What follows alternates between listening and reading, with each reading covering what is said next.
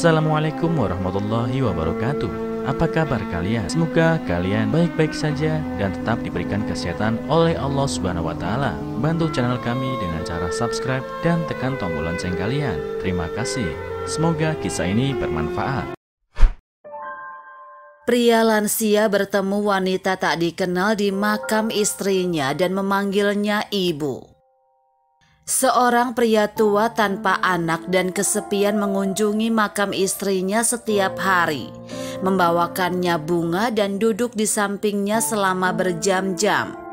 Suatu hari dia kebetulan bertemu dengan seorang wanita muda yang tidak dikenal di sana yang memanggil istrinya ibu, dan dia terkejut untuk sedikitnya.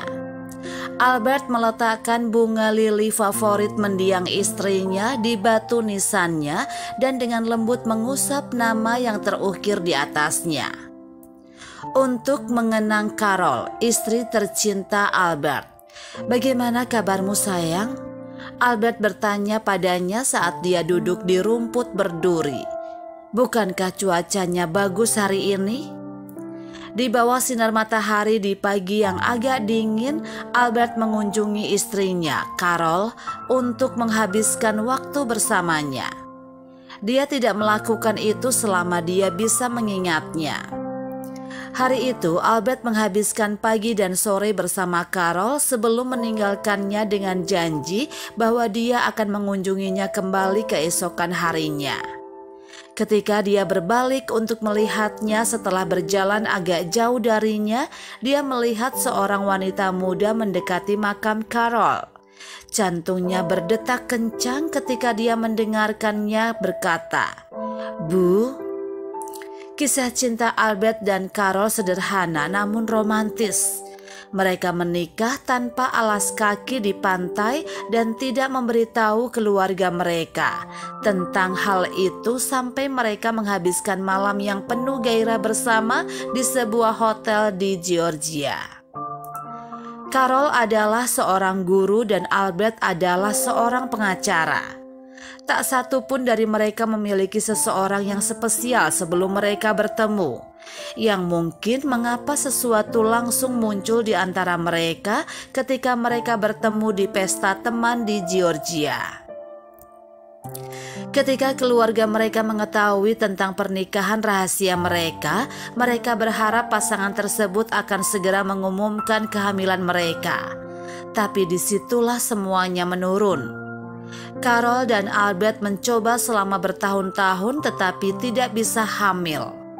Para dokter mengatakan sulit bagi Carol untuk melahirkan anak karena komplikasi. Jadi pasangan tersebut memutuskan bahwa cinta mereka satu sama lain sudah cukup. Carol sibuk ke pekerjaan, menghabiskan waktu bersama anak-anak di sekitarnya dan menemukan penghiburan dalam kenyataan bahwa dia masih memiliki anak-anak yang mencintainya.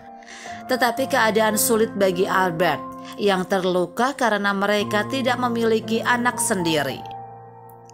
Tahun-tahun berlalu, Carol dan Albert bertambah tua dan entah bagaimana mengatasi kesedihan karena tidak memiliki anak. Ketika Carol pensiun, dia berharap murid-muridnya akan mengunjunginya karena dia adalah seorang guru yang setia. Tapi itu tidak terjadi. Murid-murid Carol akhirnya melupakannya. Yang menyakitinya, dan segera setelah itu dia terbaring di tempat tidur menghitung berapa hari yang tersisa. Carol didiagnosis menderita kanker dan meninggal di pelukan Albert. Setelah dia pergi ke rumah surgawinya, kesepian dan kesedihan yang aneh mencengkeram hati Albert. Tak seorang pun di sekitarnya percaya bahwa dia adalah Albert yang sama yang pernah menjadi pria periang. Albert menjadi rapuh dan semakin lemah dari hari ke hari. Dan dia hanya meninggalkan rumah ketika dia mengunjungi mendiang istrinya. Carol masih hidup di hati Albert meskipun dia tidak ada bersamanya secara fisik. Jadi setiap hari dia membeli karangan bunga yang sama untuknya, tidak kurang satu bunga dan tidak lebih, dan duduk di sampingnya menceritakan betapa dia merindukannya. Ketika Albert mendengar wanita muda aneh memanggil Carol ibu, dia terkejut karena dia dan Carol tidak memiliki anak. Mereka bahkan tidak mempertimbangkan adopsi. Siapa wanita ini yang mengunjungi istrinya? Albert bertanya-tanya. Saat dia perlahan berjalan kembali ke makam Carol dengan tongkatnya, Albert melihat wanita muda itu meletakkan karangan bunga di atasnya dan menangis dengan sedihnya. "Aku sangat merindukanmu." Albert mendengar ucapannya. "Aku berharap aku datang lebih cepat. Aku harus memberitahumu tentang banyak hal. Aku senang bertemu denganmu."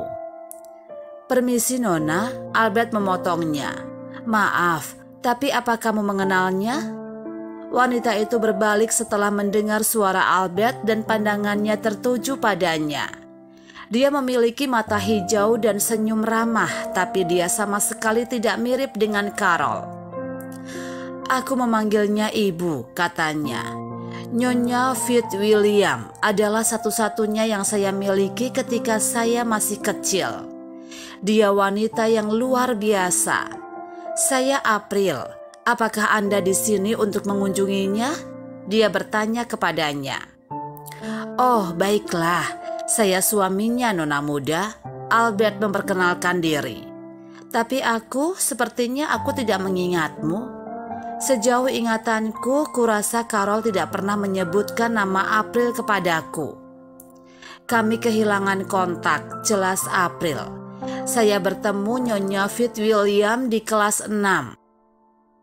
Saya sedang berada di taman bermain, menangis karena saya tidak makan siang ketika dia melihat saya.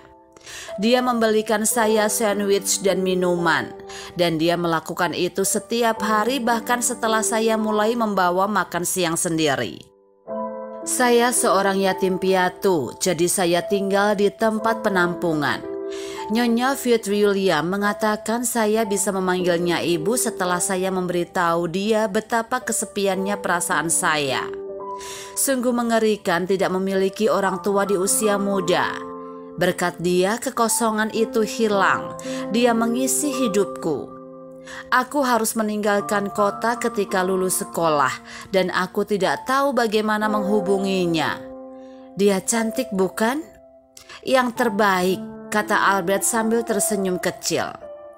"Jika dia memberitahuku tentangmu saat itu, aku akan mengadopsimu sayang.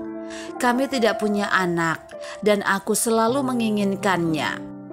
Tapi Carol terluka karena dia tidak bisa hamil. Jadi kami melanjutkan dengan fakta bahwa Tuhan tidak ingin kita punya anak." April tersenyum.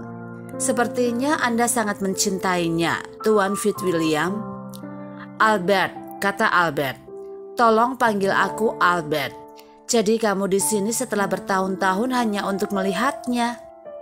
"Saya ingin keluarga saya bertemu dengan Nyonya Fitzwilliam, Albert. Dia orang yang menyenangkan dan baik hati, dan saya senang bertemu dengannya. Suami saya dan saya baru saja pindah ke sini, dan saya ingin anak-anak saya juga bertemu dengannya. Aku tidak bisa berhenti menangis ketika aku tahu dia tidak ada lagi." "Ya ampun, maafkan aku," kata Albert. "Carol akan menyukainya. Dia akan senang sebenarnya.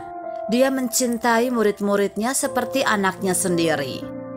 April dan Albert menghabiskan malam bersama hari itu, duduk di samping Carol dan mengenangnya.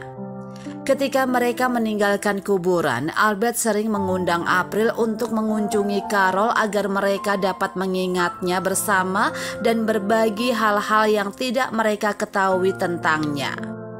April sangat senang melakukan itu, dan seiring waktu pertemuan dan percakapan itu berubah menjadi persahabatan, dan tak lama kemudian Albert menjadi bagian dari keluarga April. Albert senang dia menemukan orang-orang yang mencintainya, dan dia menangis ketika April memanggilnya ayah. "Jika Nyonya Fitzwilliam masih hidup, dia pasti senang melihatku memanggilmu ayah. Dan aku sangat senang kita bertemu, Albert. Dia pasti memandang kita dari langit yang indah itu dan tersenyum pada kita." Apa yang bisa kita pelajari dari cerita ini? 1. Yang dibutuhkan hati seorang anak hanyalah cinta dan perhatian. Carol memberikan cinta itu kepada April kecil yang tidak pernah melupakannya dan mengunjunginya sebagai orang dewasa untuk memperkenalkannya kepada keluarganya. Tuhan punya rencana untuk semua orang.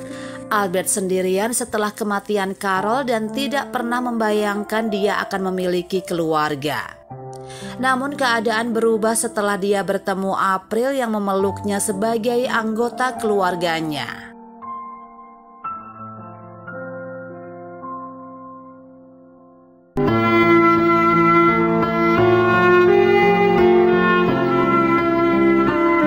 Assalamualaikum warahmatullahi wabarakatuh. Apa kabar kalian? Semoga kalian baik-baik saja dan tetap diberikan kesehatan oleh Allah Subhanahu wa Ta'ala. Bantu channel kami dengan cara subscribe dan tekan tombol lonceng kalian. Terima kasih. Semoga kisah ini bermanfaat.